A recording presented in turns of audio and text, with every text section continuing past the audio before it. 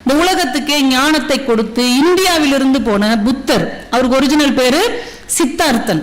சித்தார்த்தன் அழகு அப்படின்னா நாம என்ன நினைப்போம், வெள்ளையா இருக்கிறது, ஒரு ஈர்ப்பு கொடுப்பது அப்படின்னு. ஆனா அவர் அழகு என்பது அழகற்றவற்றின் தொகுப்பு அப்படின்னு சொல்றார்.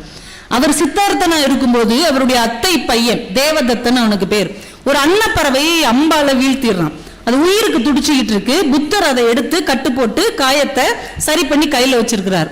இவன் போய் கேட்கிறான், அம்பால அடிச்சது நான் தான், வேட்டையாடினவுக்கு தான் பொருள் சொந்தம். ஆனால் புத்தர் தான், சித்தார்த்தனாக இருந்த புத்தர் தான் சொல்லுகிறார், வேட்டையாடியவனுக்கு பொருள் சொந்தமல்ல, அந்த பொருளை எவன் காப்பாற்றி உயிர் கொடுக்கிறானோ அவனுக்கு தான் அது சொந்தம் என்று அப்பமே அவர் பேசியவர். அப்புறம் புத்தரா மாறுகிறார். புத்தர் அப்படின்னா ஒளி நிறைந்தவர்னு அர்த்தம்.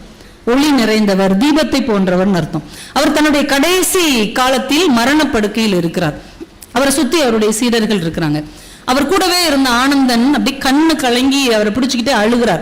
நீங்க தான் எங்களுக்கு ஒளியாக இருந்தீர்கள், நீங்கள் தான் எங்களுக்கு வெளிச்சமாக இருக்கிறீர்கள், நீங்களே போயிட்டா நாங்க இருட்டுக்கு மாட்டிடுவோமே, எங்க வாழ்க்கையே இருளடைஞ்சு போகுமே ஏங்கி ஏங்கி அழுகிறார்.